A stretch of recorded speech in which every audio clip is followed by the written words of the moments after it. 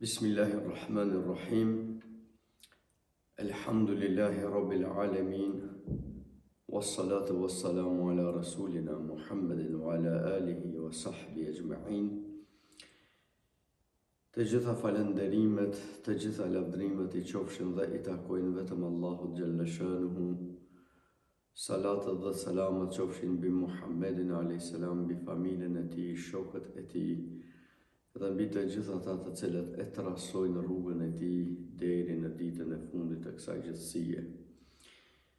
Xhamatlit nderuar, vëllezër musliman, sonte do të flasim për një histori aq e lavdishme sa është, aq është edhe e trisht. Do të flasim për historinë e Jahjas a.s. dhe mësimet që nxjerrim nga historia e Jahjaut a.s. por edhe të babait të tij Zekriait a.s.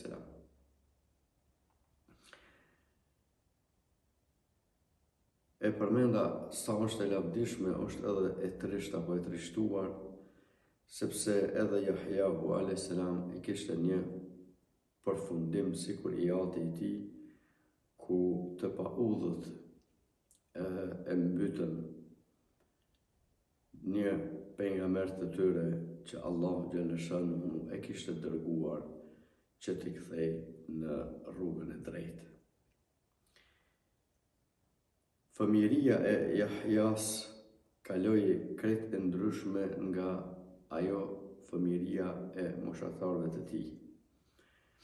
Sa herë që vinin fëmijë të tjerë dhe e ftonin në lojë apo të frime të ndryshme, ai përgjigjej se kishte gjëra më të vlefshme për të bërë, se nuk është krijuar vetëm për lojë. Ndërsa moshatarët e vet e shpenzonin rinin e bukur,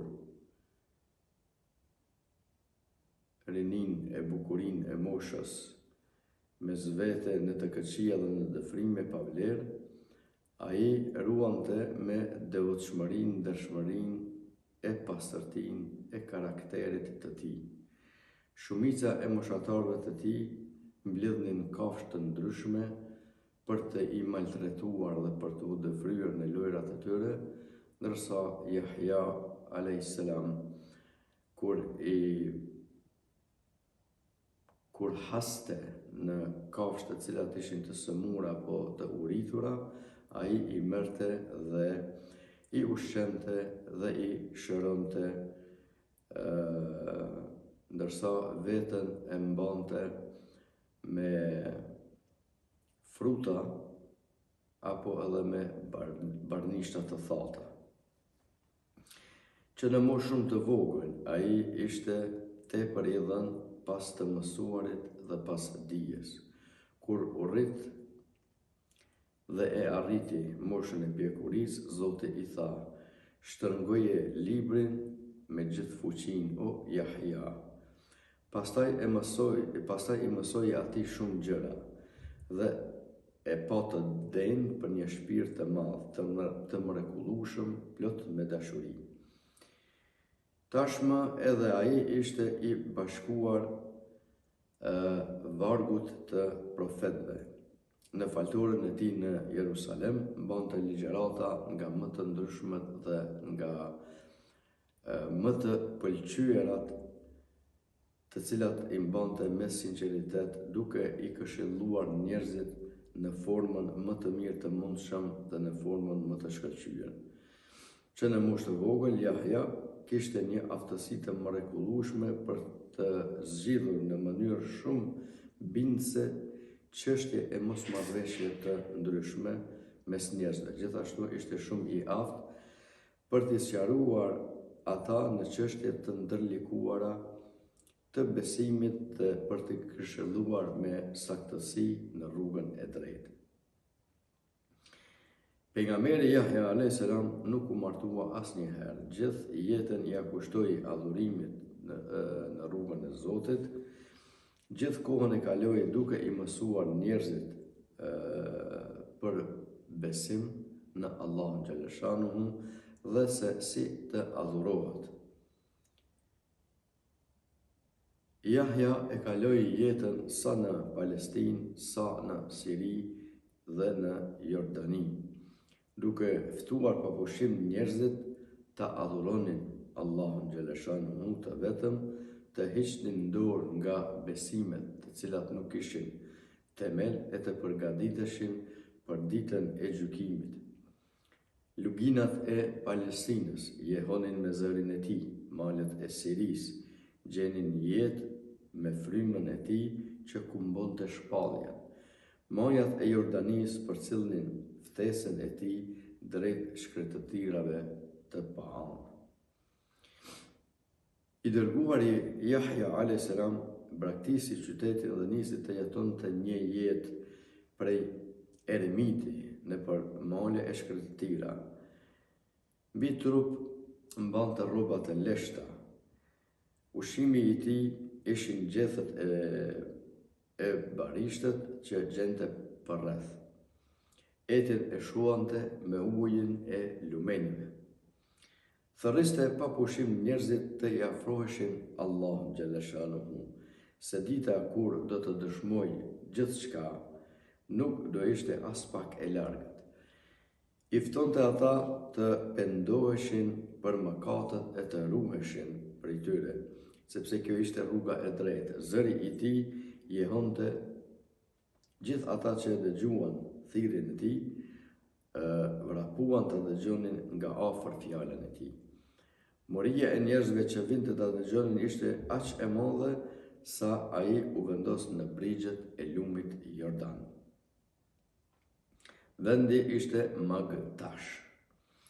Ai vend ku Jahja a.s. ftonte njerëzit të pastroheshin prej mëkateve, pra ishte lumi i Jordanit.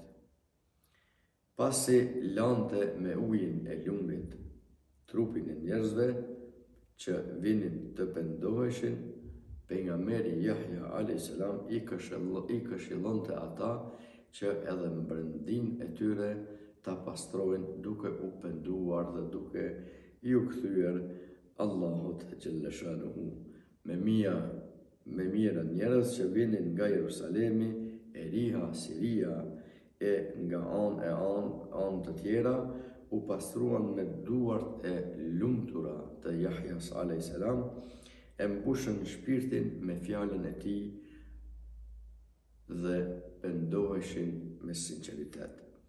Edhe malet edhe shushurima e lumit e ruajtën si një legjend historinë e Jahjas a.s. Dashuria e paanë e Jahjas kishte bërë fronin e vet në zemrat e gjithë njerëzve. Sapo i dëgjonin zërin, njerëzit vraponin t'i përgjigjeshin ftesës së tij. Ndonjëherë Jahja flinte i uritur, pasi ua kishte dhënë gjithë ushqimin e vet kafshëve dhe atyre që i rrinin afër. Por kjo as pak nuk ishte e rëndësishme për te, sepse urinë shpirtërore e shuante me adhurim ndaj Allahut xhalla xhelaluhu, si dhe me lutje të vazhdueshme. Një mëngjes, sapo mësuan se profeti Jahja a.s. do mbante një fjalim në faltore, njerëzit vrapuan ta dëgjonin fjalën e tij. Faltoria ishte e stërmbushur nga njerëz të shumt. Jahja fillon fjalën: Zoti i lartë na urdhëroi këto 5 gjëra. Adhurojeni Zotin e mos i bëni shok. Ai që i bën Zotit shok e që adhuron dikë tjetër është si një rob që nuk punon për të Zotin e tij, por për një tjetër, e kush e lejon robin e tij të veprojë kështu. Faluni, sepse Zoti i sheh njerëzit që falen. Lutjet tuaja të jenë të sinqerta e me përkushtim. Agjëroni, sepse Ai që agjeron për hap aromë të rëndafili kudo që shkon, sikur të kishte esencë me vete. Jepni ndihmë dhe pjesën që ju takon mbi pasurinë tuaj, pra zeqatin. Mendoni që njeri që ka rënë rob të armiqtë e tij, pikërisht kur ata duan ta vrasin, ai ju fal atyre gjithë pasurinë të cilën e posedon. Si rrjedhoi, ata e lënë të lirë. Ja, kështu edhe njeriu që është bujar e shpërndan nga pasuria e tij, shpëton nga robëria e mëkateve. Përmendeni shpesh Allahun të lartin. Edhe këtu keni parasysh që një njeri që e ndjekin armiqt dhe ai për të mos rënë në duart e tyre, vrapon e mbrohet në një fortesë të qëndrueshme e të fortë. Ja më e pathyeshmja e mburojave është të përmendurit e Zotit më së shumti dhe nuk ka shpëtim e mbrojtje tjetër veçse kësaj.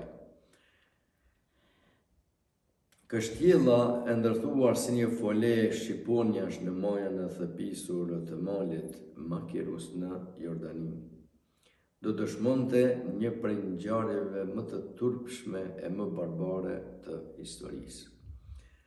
Ata që jetuan aty do linin një njollë të pashlyeshme në kujtesën e njerëzimit. As Herodosi, që ishte guvernatori Palestinës, as paria romake dhe as disa rabinë hebrej nuk ishin të kënaqur nga ndikimi i Jahjaut a.s. që ishte një ndikim i madh që kishte thirrja nga shkretëtira e këtij profeti. Ajo thirrje i ftonte njerëzit ta adhuronin një Zot të vetëm. I mësonte barazinë, i mësonte dëmshurinë, dashurinë dhe të drejtat e veta. U tregonte si të jetonin së bashku në paqe e në mirëkuptim, duke u marrë vesh e duke e ndihmuar njëri tjetrin. Herodosi e shikonte si një kërcënim ndikimin dhe famën e Jahjaut a.s. dhe kështu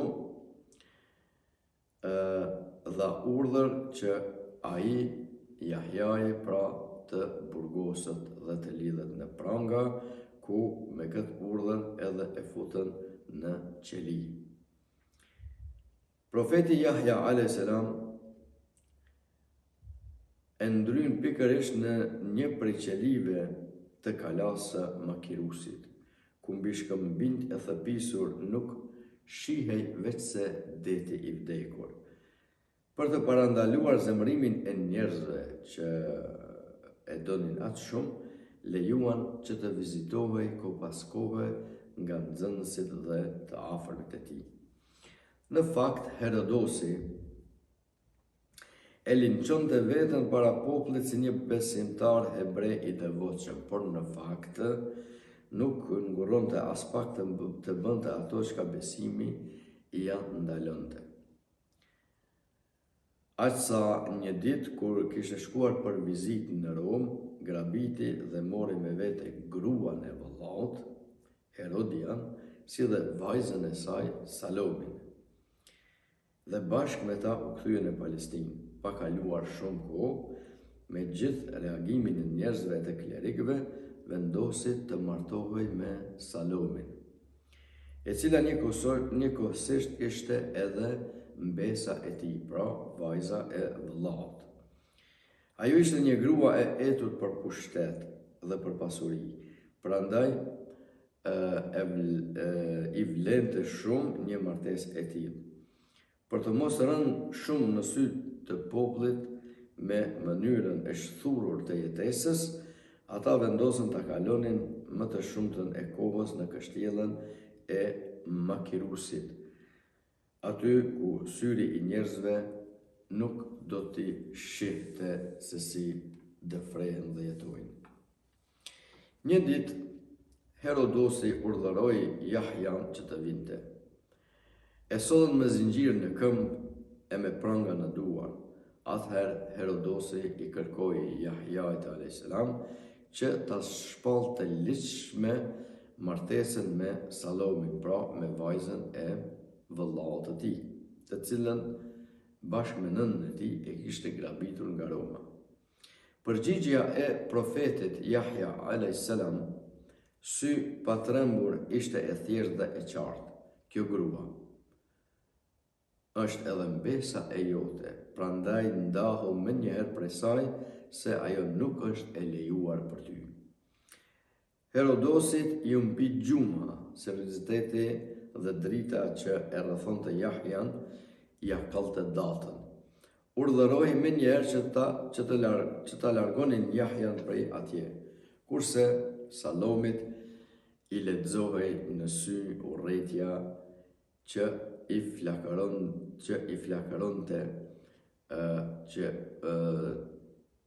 flakëronte ndaj Jahjas a.s. për këtë veprim dhe për këtë qëndrim. Dhe tha, pritjani kokën menjëherë këtij njeriu. Por Herodosi, edhe pse e dëshironte shumë një gjë të tillë, kishte frikë nga zemrimi i popullit. Një natë Herodosi kishte ditëlindjen. Gjithë kështjella ishte ndriçuar e ishte përgatitur për dëfrim. Herodosi kërkoi që vajza e Herodias, Salome, të vallëzonte për te. Fama e Salomit për vallëzim kishte marrë dhënë. Por Salomi përkëdhelej. Nuk pranonte të kërcente për Herodosin pa ndonjë shpërblim. Atëherë ai u betua se do t'i plotësonte asaj çfarë do lloj dëshire, vetëm që të vallëzonte. Salomi vallëzoi sa deshi dhe Herodosi u kënaq dhe i tha: "Kërko çfarë të duash, vajzë e bukur." Salomi shikoi njerë nga ëma e saj duke qeshur dhe i tha: "E di ç'dua. Dua të më sjellësh në një tepsim të arit kokën e Jahjas." Herodosi tha: "Oh jo, të lutem, kërko çfarë të duash, vetëm këtë jo." Por prijesit e Romak e klerikët hebrin që mbushnin sallonin menjëherë i kujtuan Herodosit premtimin të cilin e kishte dhënë. Dhe me këtë rast Herodosi, për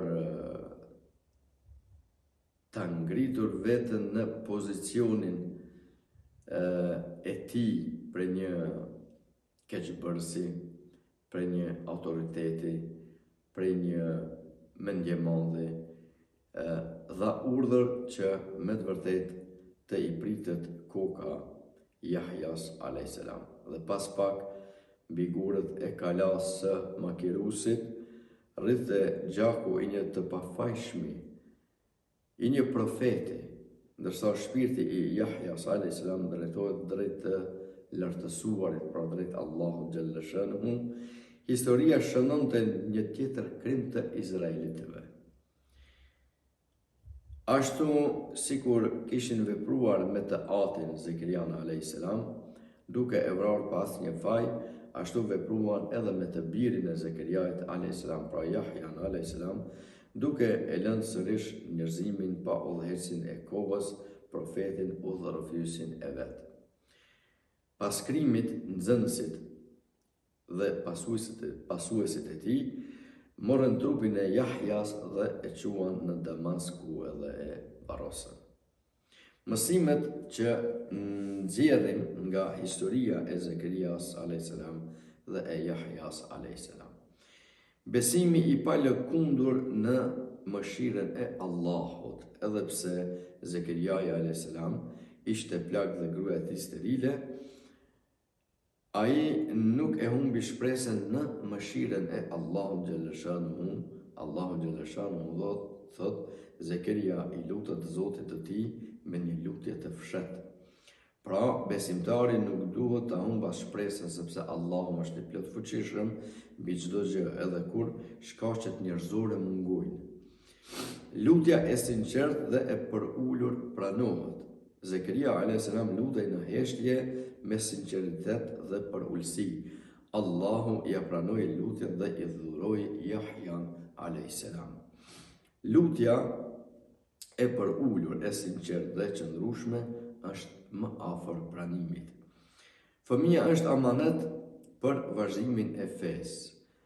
Zekaria a.s. kërkoi pasardhës jo për interesa materiale, por për të vazhduar misionin e fesë.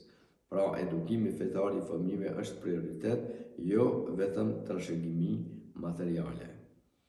Yahya a.s. shembulli i devotshmërisë së hershme.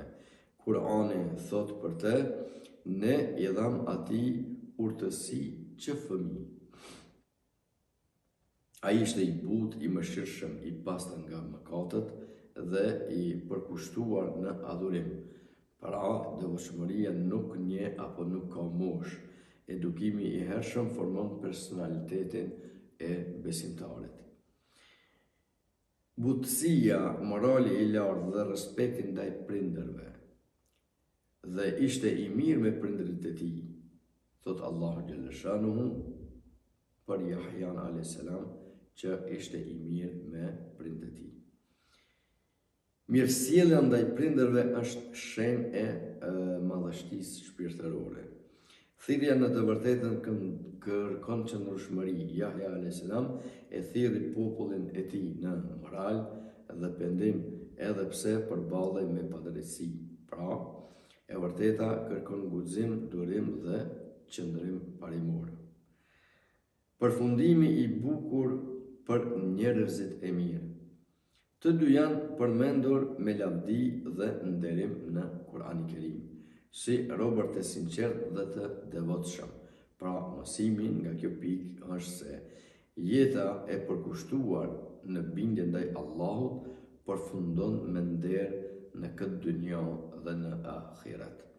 E lutim Allahun xhalla shanuhu që sadopak të na bëj prej atyre që i mormi këto këshilla dhe i vendosim në praktikën tonë jetësore në këtë botë, që të fitojmë edhe botën tjetër, xhenetin Firdaus. Wassalamu alaikum wa rahmatullahi wa barakatuhu.